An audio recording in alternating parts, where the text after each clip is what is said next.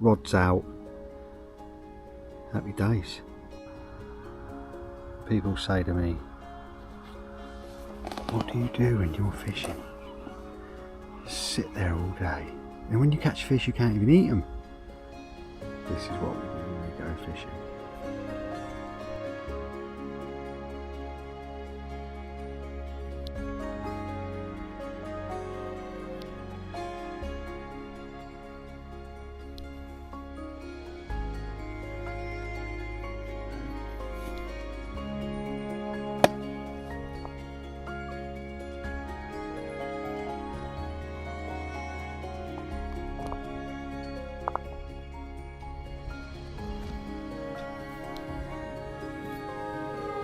What a lovely morning.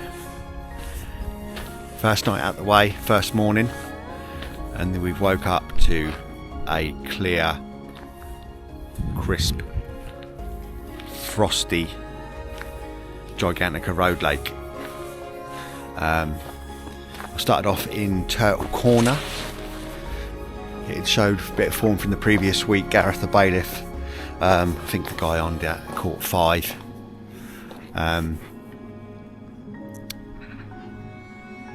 It was a swim that I'd fancied from what I'd looked at online. So much information online.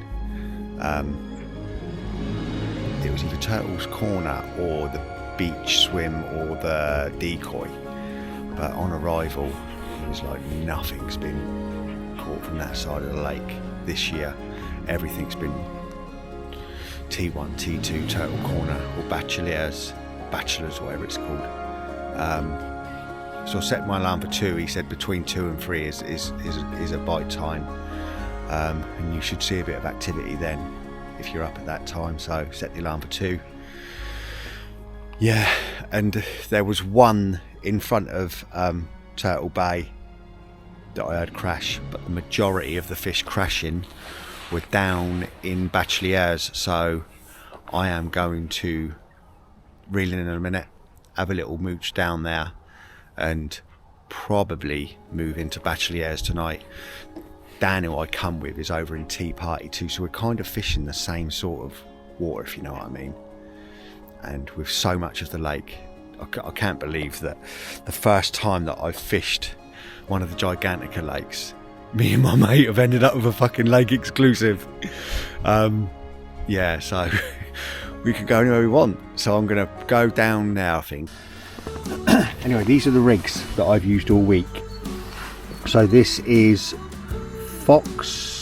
the Fox stiff hook length material, which you can strip back a bit of it. So just a little bit stripped back there with a bit of heat shrink. There's a burr on that hook. That must have been the one that I caught on last night. That definitely ain't going back out. And then I'll use a tiny bit of heat shrink like that, as like a kind of like a semi stiff blowback with a 3.5 ounce lead clip, and then that goes straight through to my fluorocarbon main line. And I've got a few prepared there. So those are what go out, but there's a spod mix that I also chuck out with it. So I'll present that wafter over the top of some washed out sow and manila in hemp. So it's washed out in hemp. This has been in there for over a week now. So I'll put one of them in.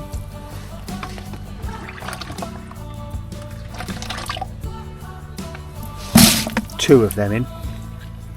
And then with my Green Giant crusher, I'll crush those down to like a crumb.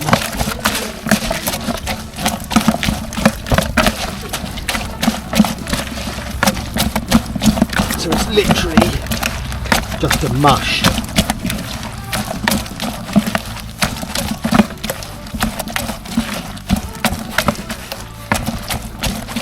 Put a little bit more in there.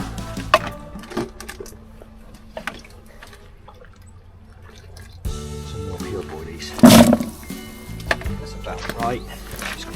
So I want to get it to consistency that it doesn't, when you put it in the spod, it doesn't move.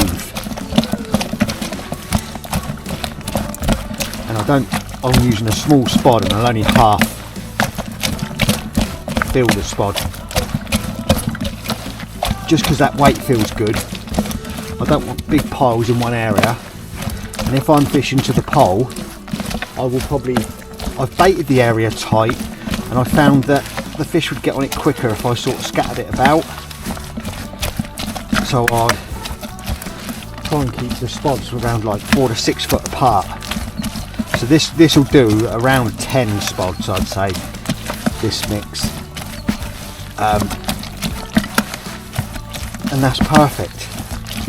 I think going any more than that this time of year, there's stock ponds behind where I'm fishing, and there's still maize on the bottom. And they were fished over a week ago. Those fish have got no fears, if you know what I mean. No one's fishing for them.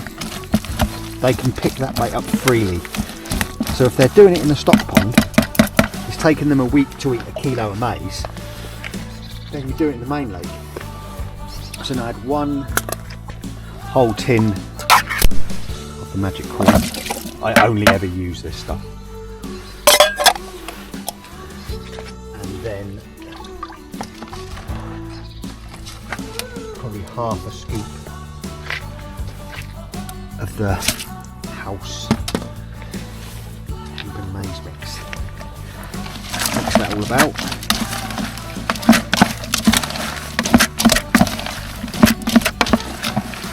If it isn't to the right consistency, like that, it's moving slightly, I probably want that a little bit thicker. What I would do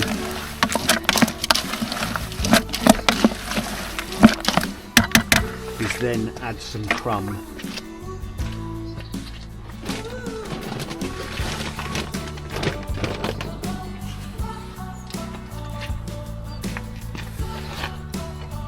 from some baits that haven't been washed out, just to thicken it up a bit.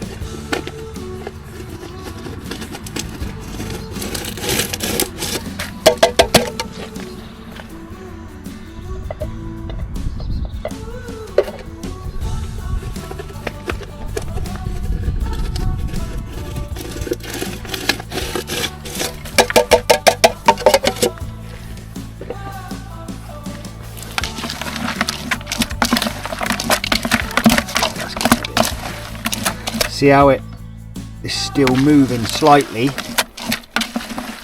but it kind of sticks. When that goes in the spod now, that's perfect. So that is all that one rod gets.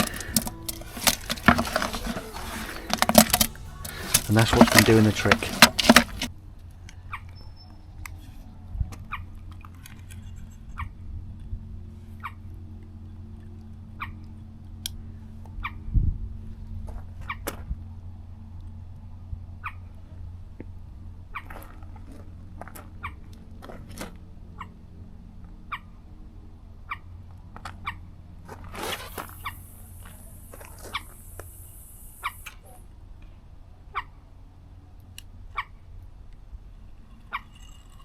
So we moved yesterday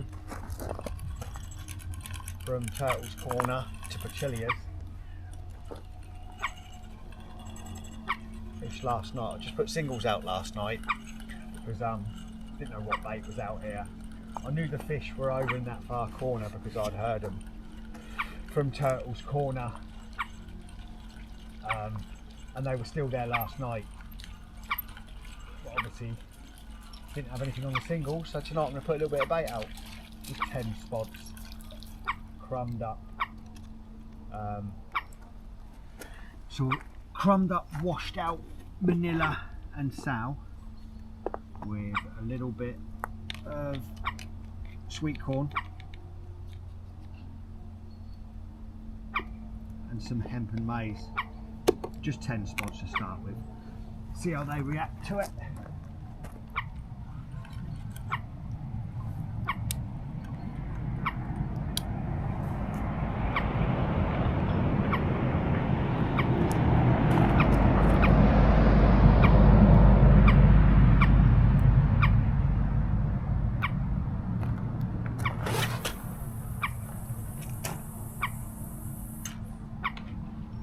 25 wraps. My first Gigantica carp. £24. Didn't take them long to get on that bait. Hopefully there's more to come.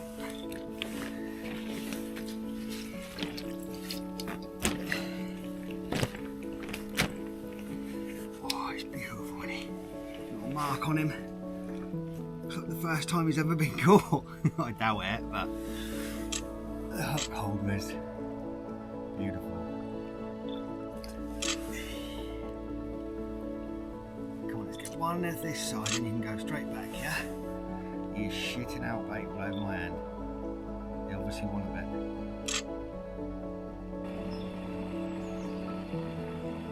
Beautiful.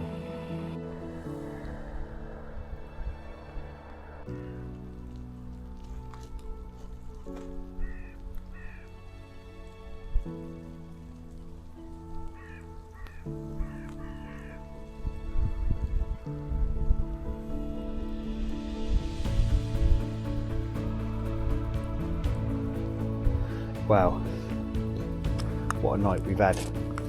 Fourth night.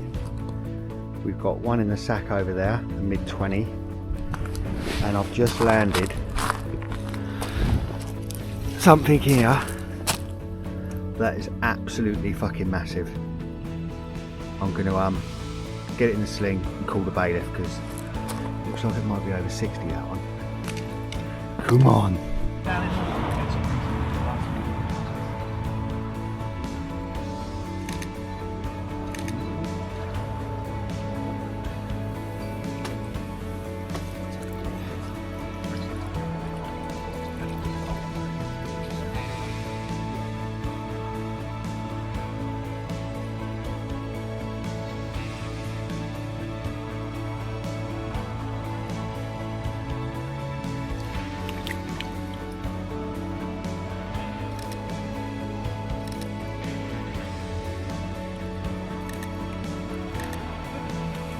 Seven and a half. Nice.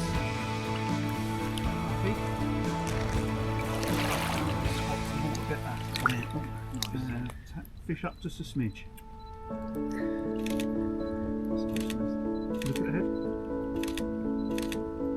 Look at the tail. Oh, have a little rest. Round up really well. That's how you want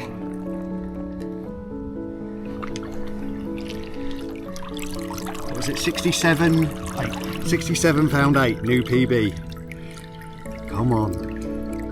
Thank you to Gareth and Ben or Gino for making me feel like a celebrity. He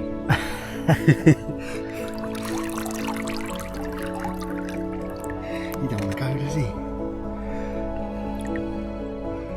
It's huge head. Just lift his head out of the water just a little smidge.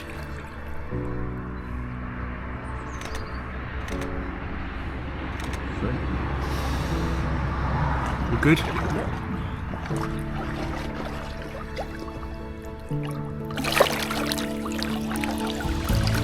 Well done, Thank you, boys. Well done, mate. Thank you, Gino. Well held. Cheers, Ben. Come on. Look at that. On the board with the Gigantica Road Lake. That is something. Well, just a dream for someone like me. So I got booked on, and as soon as I was booked on, that's when the obsessive carp angler that I am started looking up every bit of information that I could find on the Road Lake, and I compiled a scrapbook, which is a bit, yeah, whatever, but I love doing it. I don't really give a fuck what anyone thinks. So what I've done there, every big fish, if it's on the website, I've got it logged on there. Then anything over 50, that's logged in there. the swims they were logged from, the baits they were caught on. Big fish swims, decoys number 1 with 10 big fish, which is like in classes, you've got the 18, TP1, TP2. And then I've got some maps of the lake. There's little dots on those maps. That's areas that fish have been caught from. And then we've got depth.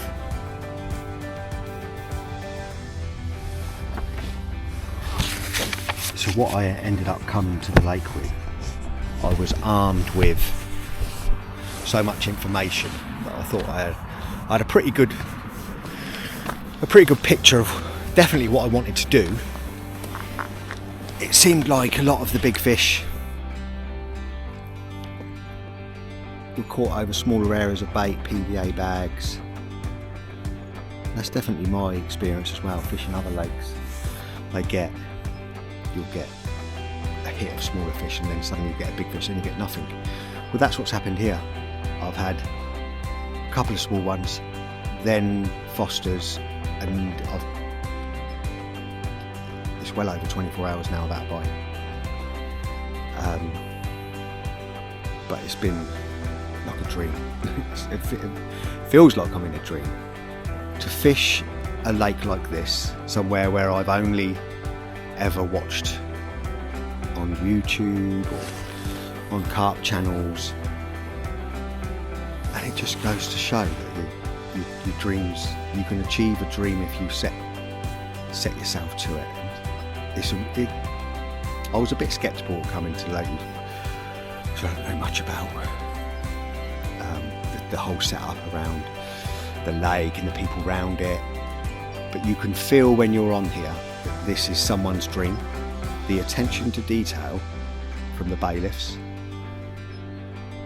If you catch a fish, you sack it up, you call the bailiffs, they'll come, they'll weigh it, they'll photograph it. They can keep records of every carp that's caught. In return, you get some amazing shots, and I felt like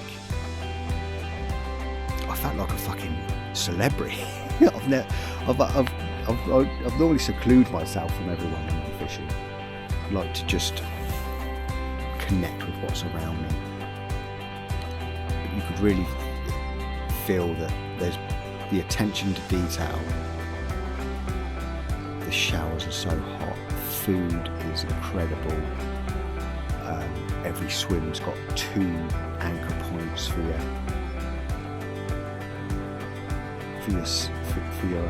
sack, and the fridge is always well stocked. It's just everything. It's clean, it's tidy, and you can really feel that this is someone's dream. Do you know what I mean? And this all started with some guy going into a tackle shop trying to sell some legs. And you can feel that on here. You can feel that it's been created. If someone says, one day I'm going to have my own lake and I will have lovely food on it. I will have some of the biggest fishes in Europe in it.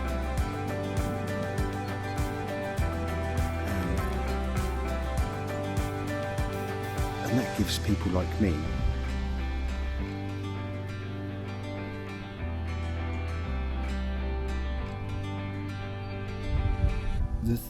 the feeling that I could achieve that. If he's done it, why can't I do it? If he got a fish and got on the board at Gigantica, why can't I do that? All I've got to do is dedicate myself.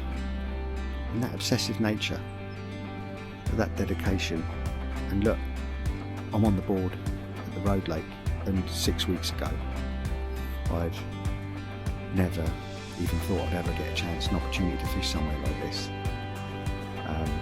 What fishing has done for me in the last 4 years, coming from a place of despair, a place of desperate for suicide but not being brave enough to do it, with nothing. And then I found recovery, and I reconnected with fishing, but this time without alcohol and drugs. And wow, it's just like the clouds parted and the light shone down on me. fishing saved my life. And when I'm having a bad day, I mean, I'm a busy man, I've got a family, I've got a house, I've got business. Life can get on top of you. Do you know what I'll do when I get days like that? I'll print off pictures of carp and I'll stick them in a little book and I'll write how they got caught on. And at the end of that day, I'll feel amazing.